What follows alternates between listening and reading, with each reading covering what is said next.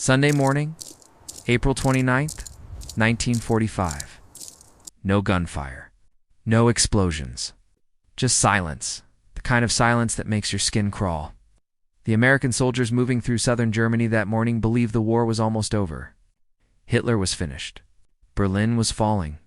For the men of the U.S. 45th Infantry Division, the Thunderbirds, this was supposed to be just another routine advance. Clear a facility. Secure it. Move on. They had no idea they were about to walk straight into hell. The sky was heavy and gray, like it was holding its breath. Snow still clung to the ground in dirty patches. The air was cold, sharp, and wrong. As the soldiers approached a large complex outside Munich, they noticed railroad tracks running alongside it. Asterisk. And then they saw the train. Asterisk. 39 cattle cars. No movement, no sound, no guards. At first it didn't seem unusual. Germany was full of abandoned trains by then. But before anyone opened a door, they smelled it. Asterisk, a thick, sweet, rotting stench that punched them in the chest. Asterisk. One lieutenant climbed the ladder and slid open the metal door of a car. He screamed. Inside were bodies stacked. Tangled, crushed together like discarded cargo. Men, women, children, thousands of them. Skin pulled tight over bone. Mouths frozen open. Eyes empty or missing entirely. They hadn't been shot. They hadn't been executed. Asterisk. They had been left there. To die. Asterisk. The train had arrived days earlier. No food, no water, no shelter from the cold. Some of the dead had bite marks on them. Proof that the living had tried to eat the dead, to survive one more day. Asterisk, these American soldiers were not rookies. They had fought in Italy. They had fought in France. They had watched friends die screaming. Asterisk, but nothing had prepared them for this. 19-year-old private from Oklahoma dropped his rifle, sat down in the snow, and began to sob like a child. Another soldier turned away and vomited. Others just stood frozen, staring into the boxcars. Unable to look away, there were 2,300 bodies on that train. Every single one of them was a message. Asterisk, as the soldiers moved past the cars, something inside them began to change. Shock turned into anger. Anger hardened into something darker, something colder. Rage. Not loud rage, not screaming rage. The kind of rage that makes your hands shake while your face stays calm. Asterisk in the distance. They could see SS watchtowers rising above the trees. Asterisk, someone whispered. They did this. Rifles were gripped tighter, and in that moment, the rules of war quietly disappeared. Asterisk, the Geneva Convention no longer mattered. Prisoners of war no longer mattered. The only thing that mattered was that the men responsible were still breathing. Asterisk, Lieutenant Colonel Felix Sparks. The commanding officer on the ground sensed the danger immediately. He shouted at his men to keep moving, to stay focused, to not look at the train, but it was impossible not to look. Skeletons stared back at them through open doors. Fingers clawed at the air. Faces were frozen in terror. Private John Lee would later say, "We weren't soldiers anymore. We were animals that had just been wounded." Asterisk. As the Thunderbirds reached the main gate of the camp, they discovered something that made the situation even more volatile. The SS were still there. The camp commandant had fled, but he left behind a young SS officer named Heinrich Wicker and nearly 500 SS guards. Wicker knew Germany was finished. He believed surrender was his way out. So he dressed carefully, polished his boots, straightened his uniform. Then he walked forward holding a white flag. He expected procedure. He expected respect. Asterisk, he expected to be treated like an officer. Asterisk, I surrender. This camp to the United States Army, he said confidently. Asterisk, an American. Officer stared at him. Asterisk, then he looked past Wicker. Back toward the death train. Asterisk, and without a word, he spat directly into the SS officer's face. The surrender collapsed instantly. As American troops poured into the camp, The prisoners realized what was happening. More than 30,000 living skeletons rushed the fences, crying, screaming, laughing, collapsing to their knees. Americans. Americans. It should have been a moment of pure victory. Instead, it became something else. While prisoners celebrated. American soldiers hunted near a coal yard. A group of SS guards raised their hands and shouted, Hitler kaputt. Hitler finished. They believed those words were a magic shield. They were wrong. A. Young American lieutenant witnesses later believed it was Lieutenant Jack Bushyhead. A Native American officer stood shaking nearby. He had just seen the crematorium. The ovens were still warm. Human ash still inside. He looked at the healthy, well-fed SS guards. Then he looked at his men. He didn't shout, didn't give a formal order. He simply gestured with his Thompson submachine gun. Line them up. About 50 SS guards were pushed against a brick wall. Some began to panic. One screamed about the Geneva Convention. A machine gunner nicknamed Birdeye set up his .30 caliber gun. Metal clanked. The weapon locked into place. He looked at the lieutenant. The lieutenant nodded. And then the machine gun roared. The machine gun fire lasted only seconds, but the sound felt endless. When it finally stopped, the coal yard was silent again, except for the soft twitching of bodies hitting the frozen ground. Snow mixed with coal dust turned black and red. Some of the SS guards were dead instantly. Others weren't. They moved, and the Americans kept firing. Lieutenant Colonel Felix Sparks heard the gunfire echo across the camp. His stomach dropped. He ran toward the sound, boots slipping in the slush. When he reached the coal yard, he saw it. American soldiers firing into a pile of surrendered men. Sparks pulled out his pistol and fired a shot into the air. Stop it. What the hell are you doing? The machine gun finally went silent. The gunner turned toward Sparks. His face wasn't angry. It wasn't proud. He was crying. They deserved it. Colonel, he said. And that was the moment Sparks understood the truth. Control was gone. The camp had cracked something inside these men that could not be unbroken.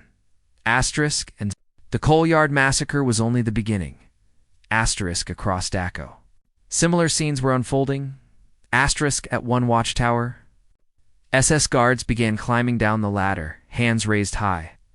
They expected to be taken prisoner. The American soldiers didn't wait. Shots rang out.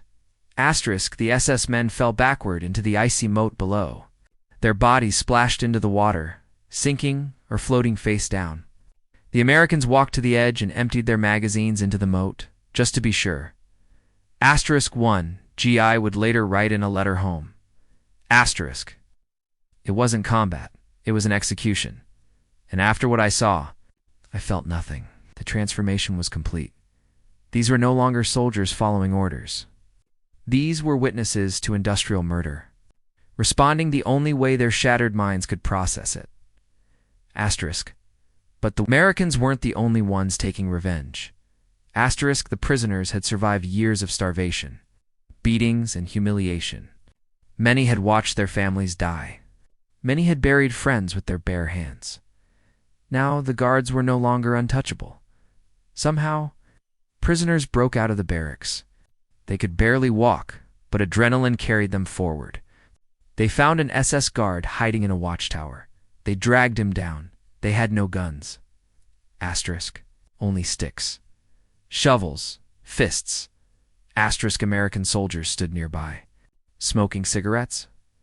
One officer asked quietly. Should we stop them? A sergeant shook his head. No. Let them finish. The prisoners beat the guard to death. It was savage. It was brutal. It was inevitable. Elsewhere. Prisoners found a German capo, a fellow inmate who had worked for the SS, beating and abusing others to survive. They dragged him to a latrine and held him under. For Anne. Our Dachau had become a lawless zone. Victims became judges, judges became executioners. And the U.S. Army looked away. Lieutenant Colonel Sparks eventually regained enough control to stop the killings. He ordered surviving German guards locked up not to protect justice, but to protect them from his own men. But the damage was done. Photos had been taken, photos of executed SS guards, photos of American soldiers standing over bodies, photos of the Coal Yard Massacre, a few days later. The war moved on, but the paper trail did not. An official investigation was launched. Lieutenant Colonel Joseph Whitaker led the inquiry. His team interviewed soldiers. They collected testimony. They studied the photographs. There. Conclusion was clear and uncomfortable. American troops had violated international law. The report recommended. Courts-martial. The liberators of Dachau were now being labeled potential war criminals.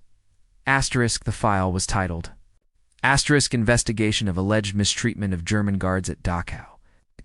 It moved up the chain of command, and eventually it landed on the desk of one man, General George Patton. Patton read the report. Slowly, he studied the photographs of dead SS guards, then he looked at the photographs of the death. Trained the boxcars, the bodies, the children. Patton was a strict disciplinarian. He punished soldiers for dirty boots. He believed in order above all else. But this was different. He summoned the investigating officer, held up the report. What is this garbage? Patton demanded. Sir, the officer replied. It's evidence of war crimes. Patton slammed the report onto his desk. War crimes. He snapped.